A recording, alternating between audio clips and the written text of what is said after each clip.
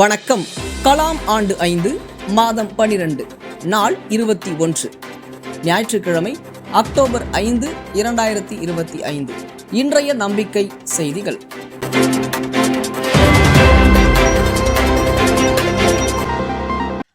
October 5 Erode மாவட்டம் கோபியில் தியாகி லட்சுமண ஐயர் அன்பு இல்ல புதிய கட்டிட திறப்பு விழாவிற்காக 100 வயதை கடந்த தியாகி கிருஷ்ணம்மாள் ஜெகநாதன் அவர்கள் காந்தி கிராமத்திலிருந்து ஈரோடு மாவட்டம் கூகலூரில் தமது அன்பகம் இல்லத்திற்கு இரவு வந்து சேர்ந்ததாக அக்னி ஸ்டீல்ஸ் நிர்வாக இயக்குனர் உயர்திரு தங்கவேலு தெரிவித்தார். வலுவான லட்சிய சமுதாய கட்டமைப்பிற்கு அடித்தளமிட்ட களம், துறை, மண்டலம், மாவட்ட குழுக்கள்.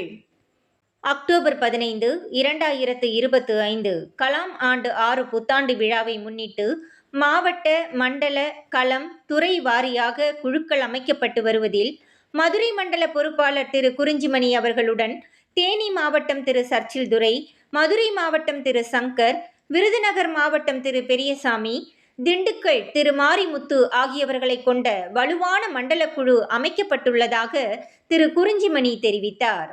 அதேபோன்று கிராமக்கள மாநில பொறுப்பாளர் திரு ஸ்ரீதர் பச்சையப்பன் அவருடன் 10 துறைகளுக்கான பொறுப்பாளர்களுடன் கிராமக்களம் குழு அமைந்துள்ளதாக திரு ஸ்ரீதர் பச்சையப்பன் தெரிவித்தார். பெரம்பலூர் மாவட்ட பொறுப்பாளர் திரு மகேஷ்குமரன் அவருடன் அம்மாவட்டத்தில் 10 கள பொறுப்பாளர்களுடன் வலுவான குழு அமைத்துள்ளதாக மாவட்ட பொறுப்பாளர் திரு மகேஷ்குமரன் தெரிவித்தார். நம்பிக்கை செய்திகளுக்காக சென்னையிலிருந்து தயாநிதி. நீலகிரியில் மாவட்ட சந்திப்பு மற்றும் அறிவின் அருவி. அக்டோபர் 3 சனிக்கிழமை அன்று நீலகிரி மாவட்டம் ஊட்டி யூத் ஹாஸ்டலில் நல்லூர் வட்டத்தின் 3வது சக்தி சந்திப்பு நடைபெற்றது. நீலகிரி மாவட்ட சமூக கூட்டமைப்பின் தலைவர் சக்தி சுரேஷ் இதற்கான ஏற்பாடுகளை செய்திருந்தார். சுரேஷ் அவர்களின் வரவேற்புரைக்கு பிறகு நல்லூர் வட்டம் மகளிர் கள மாநில பொறுப்பாளர் ஏமலதா நல்லூர் வட்டம் பற்றி அறிமுகம் செய்து வைத்தார். அதனைத் தொடர்ந்து சமுதாய ஒருங்கிணைப்பில் நான் என்ற தலைப்பில் அறிவின் அருவி நடைபெற்றது. அதனைத் தொடர்ந்து நல்லூர் வட்டம் பாலு ஐயா நீலகிரி மாவட்டத்தில் இளைஞர்கள் ஒருங்கிணைந்த மக்கள் அரசியலை வலுப்பெற செய்ய வேண்டும் என்று வலியுறுத்தி பேசினார். குன்னூர் வழக்கறிஞர் சுப்பிரமணியம் பாலச்சந்தர், நீலகிரி மாவட்ட சமூக தன்னார்வலர்கள் கூட்டமைப்பின் செயலாளர் கண்டோன்மெண்ட் வினோத்குமார், தமிழ் இயக்கம் தலைவர் அமுதவள்ளி, சமூக தன்னார்வலர்கள் கூட்டமைப்பின் வட்டார ஒருங்கிணைப்பாளர் சாதிக், ட்ரீ ஃபவுண்டேஷன் தலைவர் சாதிக், நீலகிரி மாவட்ட சட்ட உரிமை நுகர்வோர் பாதுகாப்பு சங்கம் தலைவர் வினோத், மேரா யுவபாரத் மாவட்ட ஒருங்கிணைப்பாளர் ரஞ்சித்குமார், தமிழ் இயக்கம் மாவட்ட செயலாளர் புலவர் ரா நாகராஜ், தமிழ் இயக்கத்தின் தகவல் தொடர்பாளர் ஜாஃபர், அறம் வளர்ப்போம் மாணவர் அணி சுதீர் மற்றும் கல்லூரி மாணவ மாணவியர்கள் கலந்து கொண்டனர். விழாவில் நிறைவாக தமிழ் இயக்கம் மாணவர் அணி சுபச்சந்திரன் நன்றி உரையாற்றினார். ஜெனிஃபர் நிகழ்ச்சியை தொகுத்து வழங்கினார் என்று சக்தி சுரேஷ் தெரிவித்தார். குமரி வரை லட்சிய பயணத்தில் லட்சிய ஆசிரியை குழு. திருநெல்வேலியை தொட்டு தென்காசியை தழுவி குமரி கடற்கரை அடைந்தனர்.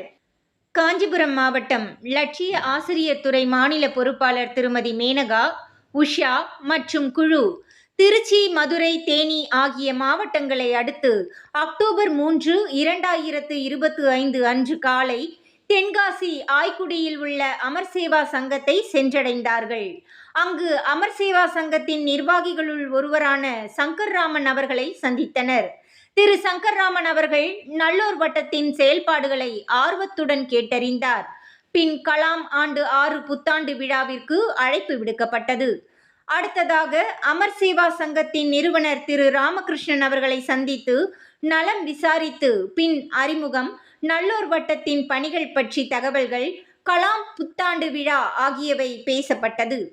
அடுத்ததாக மாலை 5 மணிக்கு நெல்லையில் தூத்துக்குடி மாவட்ட பொறுப்பாளர் திரு சோமசுந்தரம் அவர்கள் இல்லத்தில் சந்திப்பு. இதில் திருநெல்வேலி மாவட்ட பொறுப்பாளர் திரு பசுபதி, திருநெல்வேலி மண்டல பொறுப்பாளர் நெல்லை திரு வெங்கட், தென்காசி மாவட்ட பொறுப்பாளர் திரு காயாரோகணம் உட்பட மொத்தம் 17 நபர்கள் கலந்து கொண்டனர். தூத்துக்குடி மாவட்ட பொறுப்பாளர் திரு சோமசுந்தரம் அவர்கள் பேசுகையில், தகுதிக்கும் திறமைக்கும் அனுபவத்திற்கும் ஏற்ற அளவிற்கு நாம் சமுதாயத்திற்காக உழைக்க வேண்டியது மிகவும் அவசியம், அத்தியாவசியம் என்று குறிப்பிட்டார். இந்த சந்திப்பில் பணி நிறைவு பெற்ற ஆசிரியை ராஜலட்சுமி செம்மை இல்லத்திற்கு பொறுப்பேற்று கொண்டார். ஆனந்தி அவர்கள் விழிப்புணர்வு களத்திற்கும், தலைமை ஆசிரியை ரோகிணி அவர்கள் மாணிக்க மாணவர்கள் துறைக்கும் பொறுப்பேற்றனர். இளம் எழுத்தாளர் சூடாமணி 11ஆம் வகுப்பு மாணவி தன் தாயுடன் இந்த கூடுதலில் கலந்து கொண்டு தனது பங்களிப்பையும் செயல்படுத்துவதாக உற்சாகத்துடன் கூறினார். அடுத்த பயணம் இறுதியாக கன்னியாகுமரி. அங்கு ஆசிலின் மற்றும் தாமஸ் அவர்களுடன் சந்திப்பு. அவரது கிராமத்தின் பெயர் மாடத்தட்டு விளை. 9000 மக்கள் தொகை, 2000 குடும்பங்களில் 399 பேர் இதுவரை கண்தானம் செய்துள்ளனர். இக்கிராமம் தமிழ்நாட்டிற்கே கண்தானம் செய்வதில் முன்னுதாரணமாக விளங்கும் கிராமம் என்று லட்சிய ஆசிரியர் துறை மாநில பொறுப்பாளர் திருமதி மேனகா தெரிவித்தார்.